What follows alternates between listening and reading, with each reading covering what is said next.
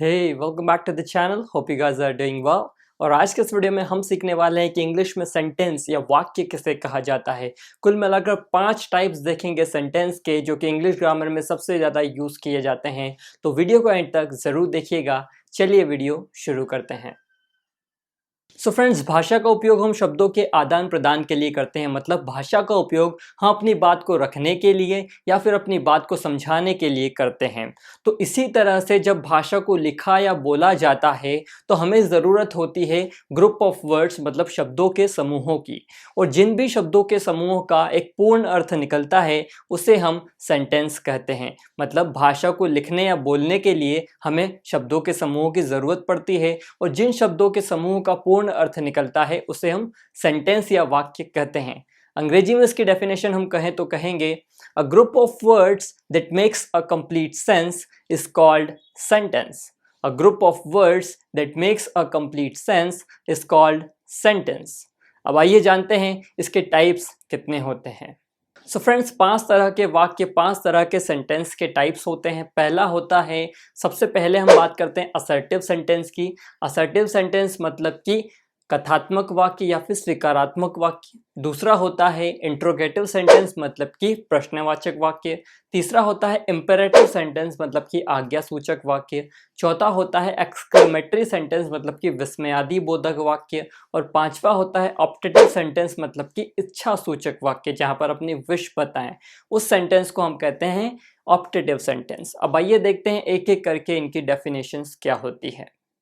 So friends, यहाँ पर सबसे पहला है असर्टिव सेंटेंस। असर्टिव मतलब कि स्वीकारात्मक या फिर कथात्मक वाक्य। इसकी डेफिनेशन देखी जाए तो हम कहते हैं जब भी असर्टिव सेंटेंस की बात होती है तो वहाँ पर हम बात करते हैं किसी तथ्य की या फिर हम बात करते हैं किसी फैक्ट की या फिर हम बात करते हैं यहाँ पर अपने विचारों की कि हम क्या सोच रहे हैं।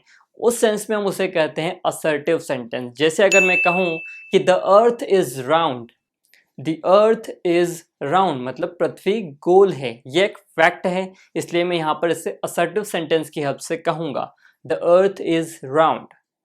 या फिर मैं ऐसा भी कर सकता हूँ the earth moves round the sun, मतलब कि वो जो पृथ्वी है वो सूर्य के चारों ओर चक्कर लगाती है। The earth moves round the sun मतलब इस तरह से भी उसे हम कहेंगे, ये भी एक फैक्ट है। तो यहाँ पर इस तरह से हम कहते हैं असर्टिव सेंटेंस को। लेकिन अगर मैं ऐसा कहूँ कि he is a good English trainer, he is a good English trainer मतलब कि वह एक अच्छा इंग्लिश का ट्रेनर है। ये मेरा विचार है, ये सही भी हो सकता है और गलत भी हो सकता है। तो यहाँ पर इस तरह से हम कहते हैं असर्टिव सेंटेंस को, जिसमें एक फैक्ट की बात हो, जिसमें एक तथ्य की बात हो या फिर जिसमें एक विचार की बात हो, उसे हम कहते हैं असर्टिव सेंटेंस। असर्टिव सेंटेंस में पॉजिटिव और नेगेटिव दोनों सेंस आ रहे थे, इसलिए इसको चेंज किया गया और 2 टाइप्स मतलब इसके 2 सब टाइप बने जो कि हैं अफर्मेटिव और नेगेटिव। अफर्मेटिव सेंटेंस मतलब कि सकारात्मक वाक्य, नेगेटिव सेंटेंस मतलब कि नकारात्मक वाक्य। मतलब सकारात्मक वाक्य जिसमें सिर्फ और सिर्फ पॉजिटिव बात हो, मतलब कि जहां पर ना तो वो सेंटेंस नेगेटिव हो ना वो सेंटेंस प्रश्नवाचक हो, सिर्फ वो सेंटेंस सकारात्मक हो, पॉजिटिव हो, जिसमें नॉट का यूज ना हो, इंट्रोगेटिव प्रश्नवाचक चिन्ह ना हो, ऐसे सेंटेंस को हम कहते हैं अफर्मेटिव सेंटेंस। जैसे मैं कहूँ कि Ram is a good player, Ram is a good player, या फिर Modi ji is a good leader. तो यहाँ पर मैंने ना तो इसे नॉट की हेल्प से कहा ना मैंने इसे इंट्रोगेटिव की हेल्प से कहा, मैंने एक पॉजिटिव सेंस की यहाँ पर बात की है। इसे हम कहते हैं अफर्मेटिव सेंटेंस, सकारात्मक वाक्य। सो फ्रेंड्स, अब देखते हैं कि नेगेटिव सेंटेंस, नकारात्मक वाक्य क्या होते हैं। A sentence in which a denial of fact is present is called a negative sentence। मतलब कि जिन भी सेंटेंस में अस्वीकृति का बोध होता है उसे हम कहते हैं नकारात्मक वाक्य। A sentence in which a denial of fact is present is called as negative sentence। जैसे कि he is not trustworthy मतलब कि वह भरोसेमंद नहीं है या भरोसे के लायक नहीं है। He is not my friend वो मेरा दोस्त नहीं है। इस तरह से जब हम कहेंगे उसे हम कहते हैं नेगेटिव सेंटेंस। फ्रेंड्स, अब बात करते हैं दूसरे टाइप की, जो कि है इंटरोगेटिव सेंटेंस, जिसे हम प्रश्नवाचक वाक्य भी कहते हैं। A sentence in which a question is asked called as interrogative sentence, जिसे हम प्रश्नवाचक वाक्य कहते हैं, जिसमें कोई क्वेश्चन पूछा जाए। जैसे, are you a good boy, क्या तुम एक अच्छे लड़के हो? Are you a good boy? Are you talking to me, क्या तुम मुझसे बात कर रहे हो? Are you talking to me, क्या तुम मुझसे बात कर रहे हो? ऐसे सेंटेंसेस को हम कहते हैं interrogative sentence. So friends, interrogative sentence भी दो तरह के होते हैं। पहला होता है नॉर्मल इंट्रोगेटिव सेंटेंस, जैसा कि मैंने अभी आपसे कहा कि are you talking to me, are you a good boy, जिसमें हेल्पिंग वर्ब सबसे पहले आ रही है, उसे हम कहते हैं normal interrogative sentence. Helping verb यहाँ पर है इज, एम, आर, तो ये सबसे पहले आएगी, उसे हम कहेंगे इंट्रोगेटिव सेंटेंस।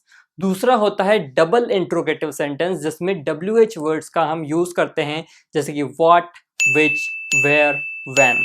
ये जो सेंटेंस होते हैं, इन्हें हम WH वर्ड से स्टार्ट करते हैं और ये डबल इंट्रोगेटिव सेंटेंस कहलाते हैं। जैसे कि हाउ आर यू, तुम कैसे हो? तुम वहां कब जाओगे? When will you go there?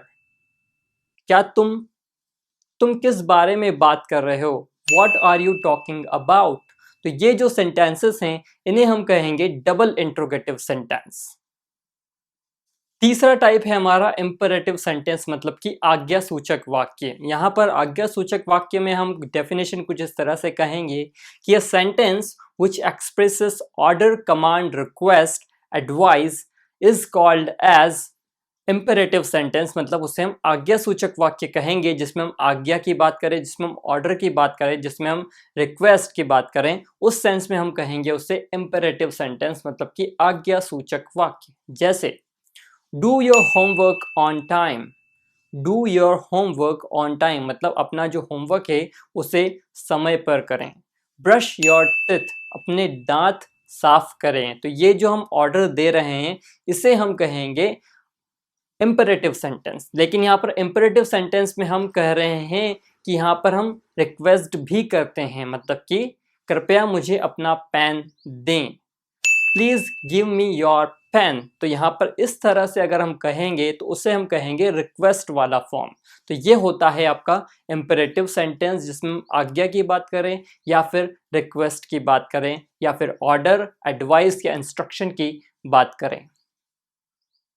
चौथा टाइप होता है एक्सक्लेमेटरी सेंटेंस, मतलब कि विस्मयादि बोधक वाक्य। A sentence which expresses a sorrow, Joy, happiness, इस तरह की जो फीलिंग्स आती है उसे हम कहते हैं एक्सक्लेमेटरी सेंटेंस की हेल्प से। और इन सेंटेंसेस के अंत में हम एक्सक्लेमेटरी मार्क्स ज़रूर लगाते हैं, यह बताने के लिए कि यहाँ पर एक्सक्लेमेशन हो रहा है, किसी चीज़ के बारे में हम बता रहे हैं कि वो कैसी है, दुख भरी है, अच्छी है या फिर खुशी वाली है। इस तरह से हम कहते हैं एक्सक्लेमेटरी सेंटेंस की हेल्प से।